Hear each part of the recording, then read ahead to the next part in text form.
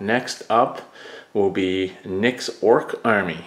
As I mentioned before, I think Nick, who's in the military, doesn't really have time anymore to paint an army, but he really wants to play orcs.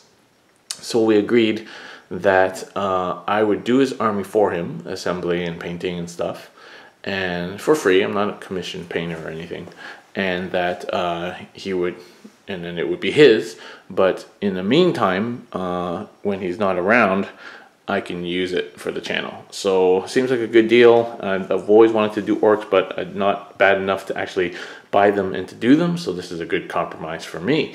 So he's chosen a list that's mostly killa-kans, which seems very fun, and I can't wait to actually do these guys. So he's got lots of boxes of killa-kans here. He's got some def dreads, a mech gun, some boyz, mega knobs, and a gorkanaut, or it might be a morkanaut. I don't know. I have to check the list. So anyway, we're going to start working on this. We'll probably start with the cans, and then we'll work our way to the other stuff. Alright, just started building the killa-kans. It's a little bit ironic to me that work machinery is supposed to be so simple and bashed together, yet the leg parts are so complicated. This is 4 pieces here, 2 clamping pieces, and then the leg pieces, and then they all interlock in very complex fashion with multiple small detachment points, especially this one here. Very detailed actually, and very cool. Yeah, taking me a while just to figure out how to put these legs together. And then of course I can't really glue them to the feet because they're because they're ball and socket joints. They can be anywhere, so it's going to be tricky to get the killa-kans looking cool. And I'm toying with the idea of putting stuff on the bases, like a gene stealer or something like they're stepping on. I think, yeah, I'll have to think about that. But we'll keep going with these. I'm going to leave these legs separate for the moment until we've done the bodies. Alright, it's actually taken a while to assemble the killa-kans. The sprues are a pain in the ass to cut. There's a lot of parts where they probably could have simplified it into less parts. And yeah, and then you have to position the legs and everything. So actually it took probably like 40 minutes to assemble one killa-kan. They're also not as large as I thought, so they're smaller than a normal dreadnought. I thought they were bigger, but anyway, it's really cool, very cool. I can't wait to paint these guys. The other thing is, so this Nick's list is almost all rocket launchers, and every box only comes with 1 of each weapon. So I'm gonna need to scrounge rocket launchers off of eBay or something, because I need 13 of them and I only have 7. So we'll get that going, because it's gonna take some time to deliver. But yeah, at this rate, it's going to take me a while to assemble all these killa-kans. They take a while to assemble. I've got 2 more ready to go together here. Alright, the first 3 killa-kans are done. Took me a couple of hours. It will get faster, and now that I know all the parts and the sprues and what goes together where. But yeah, it took me a while to figure them out. A couple, they're pretty cool. Very cool. These shoulder pads don't really fit. They come with these kind of studs that fit into the cogs on the shoulders, but the studs are too big, and so you just kind of have to lean them on here. And you can see like the fit around the top is not perfect, and you just have to glue them on and lean them on until they stick. Same with this one. Actually, this pair was not too bad, but you know, orc stuff, it's not designed to fit perfectly. As long as it sticks together, then I guess it works okay. So one could expect orc stuff not to fit perfectly together. I had to borrow a big shooter from one of the other boxes, but I only need 2 big shooters, so that's fine. I managed to source a few extra of the rocket launchers, so they'll be coming in the mail. Still need 4 more, but I'll be able to get them somewhere, I'm sure. So yeah, there's 3 killa-kans done. I'm going to assemble the whole army before I paint, because I suspect that spray bombing will be a good way of getting started. So I'm going to do all the assembly first, and also gives me a bit of a break from painting after painting 100 gene stealers. I love assembling models, so we're going to keep going with some more killa-kans. Alright, I finished building the Def Dread, which is a very cool kit. Took me about an hour to build. Very, very cool. Big chunky model, lots of stuff sticking off of it. Really cool. I'm loving this orc stuff. It's going to be a pain in the ass to paint, I tell you that. But really cool, fun models to put together. Everything fit together pretty well. There are lots of different options.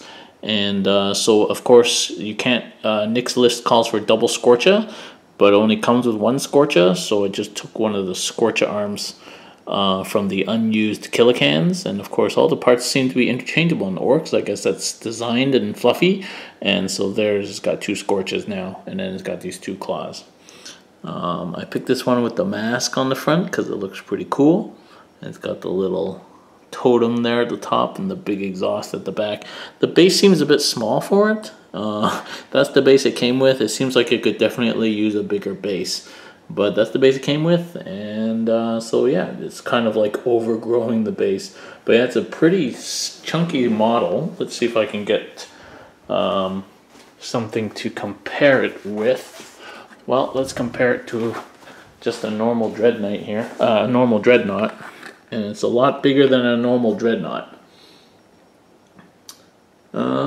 It's about the same height if you don't count the shoulder pads and the exhausts, but it just seems bigger, and of course it's got these big arms. It's on the same size base though, so maybe that's why it seems like a small base and that the Dreadnought seems like a smaller model.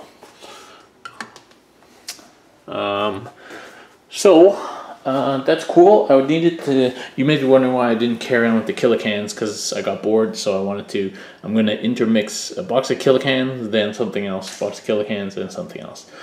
From the Def Dread box, there are some missile launchers or rocket launches. So I'm just going to use those on my killa-cans, and there's 2 in each one of these Def Dread boxes. So actually, I might not need to order any more. So we'll see how it goes. But wait, this is not an orc. But inside this video is a little Easter egg. This is my new chapter master, Azrael, for my Dark Angels. He is joining the 8th edition in Primaris mode. So just a little short blurb about this little project on the side. I had to take a break from making killa-cans. I got this idea from Iron Keep Studios off Instagram. He turned his Primaris Librarian into a new Azrael. So that's what I did. This is mostly a Primaris Librarian, which is a great model for Azrael because it's got robes. It's got like locks and keys, of course, which Dark Angels have lots of because they're full of secrets.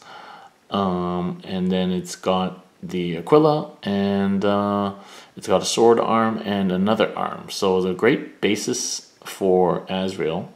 All I did then was chop off Sword of Secrets there, Dark Angel's shoulder pad, obviously. I put on some more keys and daggers there, and I put on another Dark Angel's pad on the left, so you double Dark Angel's pad. Then I took off the pointy hand and put on his special plasma weapon, Lion's Wrath. And I needed to put a bit of filler in there so that I didn't have to chop off the wrist guard. Wrist guards are cool, so I kept them.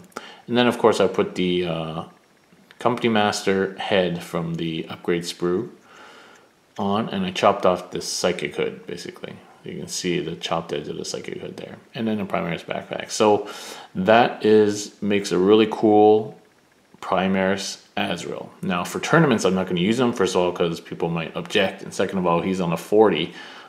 Which makes him a little bit larger in terms of things like interventions and stuff. So I don't want to be accused of modeling for advantage, modeling for coolness for sure. But in friendly games and stuff, I'll probably just use him as my Azrael because that is really cool.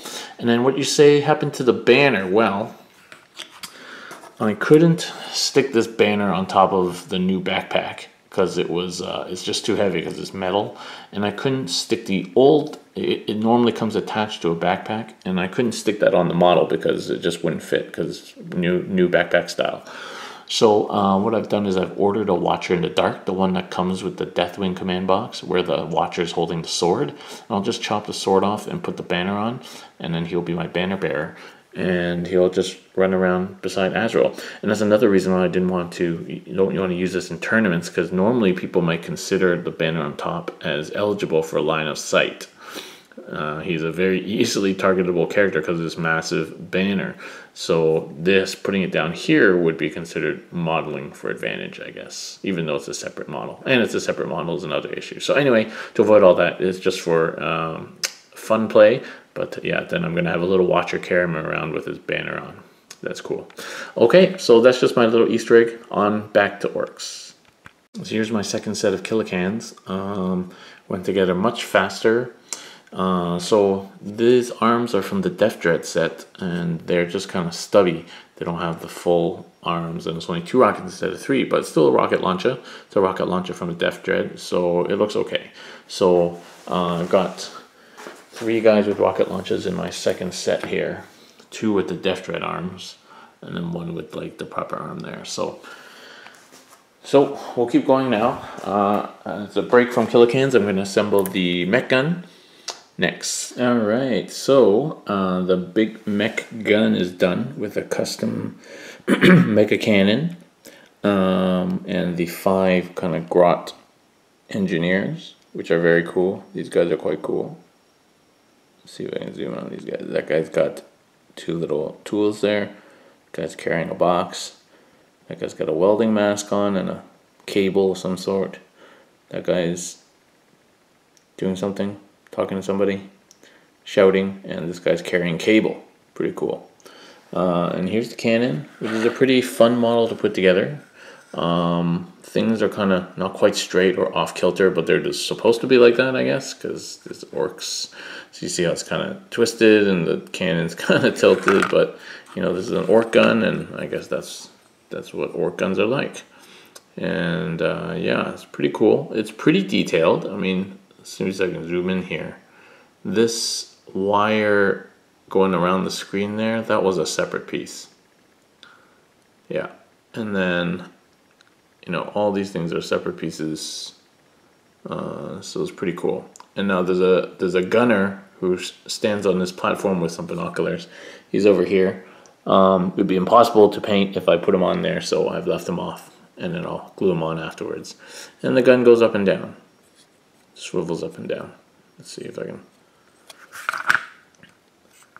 There we go. Swivels up and down. Not a huge amount of movement, but it moves. There you go.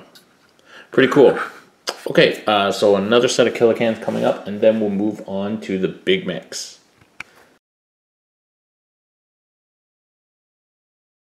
Alright, the Morkanaut is finished. I think the big difference is some weapons and the custom force field. But Morkanaut is done.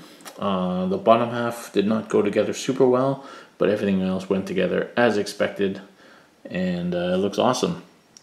And super cool model. The doors open. Very, very awesome and orky. Big claw. The top claw articulates. This gun swings around. There's a dude on the back of this gun as the gunner. Pretty awesome.